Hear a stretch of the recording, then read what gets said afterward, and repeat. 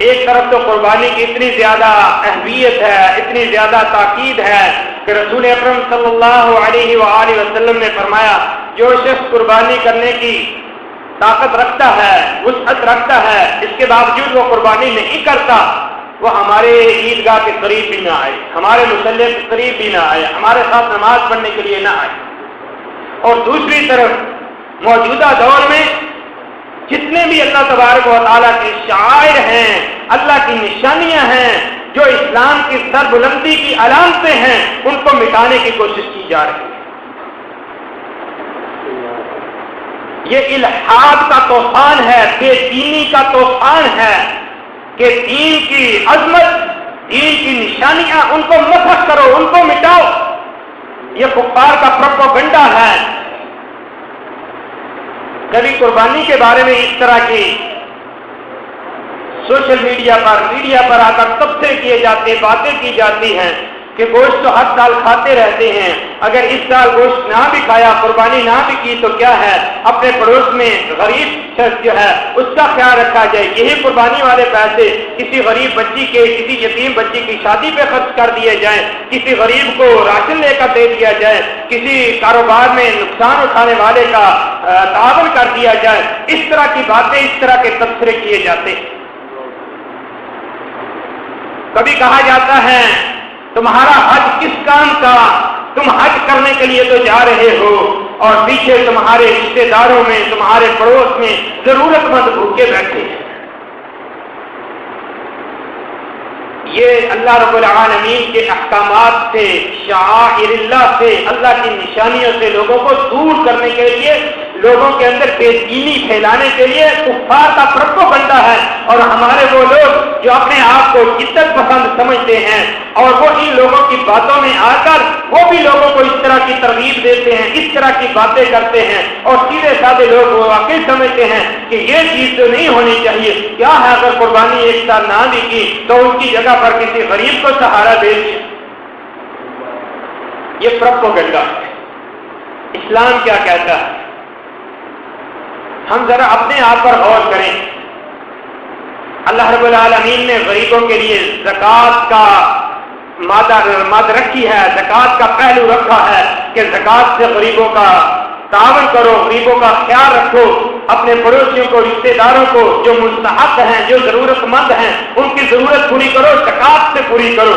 زکوٰۃ کے بعد اللہ تبارک و تعالیٰ نے صدقات کے لیے ترغیب دی ہے، صدقات کی فضیلت رکھی ہے، اور اتنی زیادہ قرآن مجید، فرقان حمید، نبی پاک صلی اللہ علیہ وسلم کے فرامین، ان پر ذرا غور کیا جائے تو صدقے کی کتنی زیادہ فضیلت رکھی ہے کہ جن کو اللہ تبارک و تعالیٰ نے مال دیا ہے وہ اللہ رب العالمین کے راستے میں خرچ کریں، ان غریبوں کا خرچ کریں، تو بطور صدقہ خرچ کریں۔ ہاں، غریبوں کا احساس ہے تو ذرا اس طرح بھی کر لیا کریں۔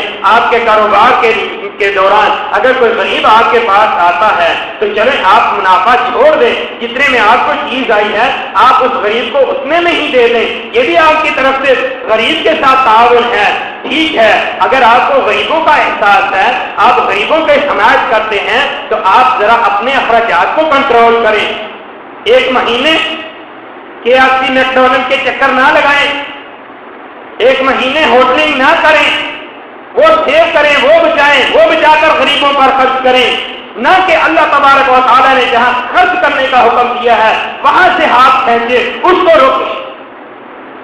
یہ تو مشرکین کا طریقہ کار تھا کہ وہ اپنے کھیتوں میں سے، اپنے جانوروں میں سے کچھ اللہ تبارک و تعالیٰ کے نام پر چھوڑتے تھے، کچھ اپنے بتوں کے نام پر چھوڑتے تھے، اور اگر خدا نخواستہ کسی سال نقصان ہو جاتا، جانور مار جاتا یا کھیتی نہ ہوتی تو جو اللہ تبارک و تعالیٰ کے نام کا چھوڑا ہوا تھا نا، وہ اللہ تبارک و تعالیٰ کے نام کا اپنے بتوں کے لیے وقف کر دیتے تھے۔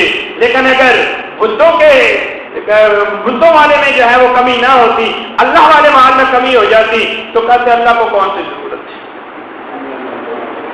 بتوں کے مال میں سے اللہ کے نام پر نہیں چھوڑتے تھے۔ آج یہی دیکھیں، ہم اپنی ضروریات، اپنے نفس کی جو خود پرستی ہے اس کو نہیں چھوڑتے۔ کیا ہے اگر اس سال ایک دو جوڑے کپڑوں کے کم بنا لیں گے، جو اپنی ضروریات ہے ان کو تھوڑا کم کر لیں گے، غریبوں کے ساتھ تعاون کرنا ہے تو اس طرح کریں۔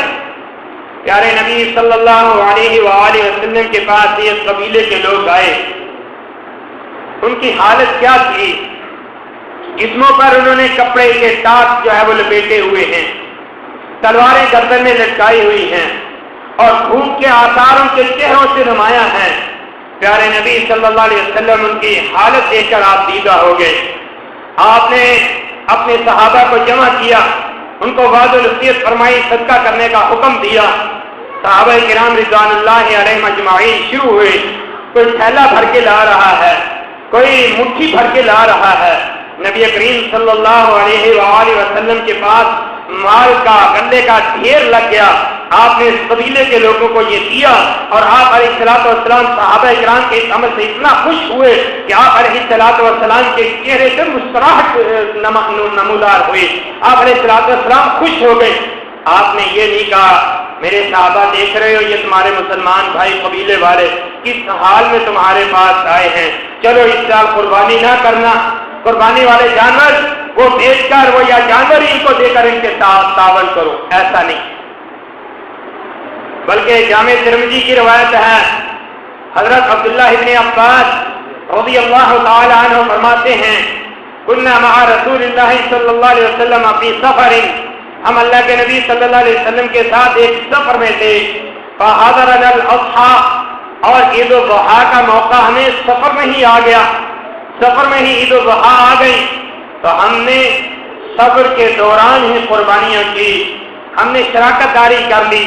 گائے کے اندر 7 آدمی شریک ہو گئے، اونٹ کے اندر 10 آدمی شریک ہو گئے، اور ایک روایت میں کہ اونٹ کے اندر بھی 7 آدمی شریک ہو گئے۔ گویا کہ سفر کے دوران بھی عید کا موقع آیا، قربانی کا موقع آیا، اجنبی تھے، گھروں میں نہیں تھے، باہر تھے، سفر میں تھے، پھر بھی جو ہے وہ قربانیاں کی ہیں۔ تو میرے بھائیوں، اس سے قربانی کی اہمیت کا اندازہ لگائیں۔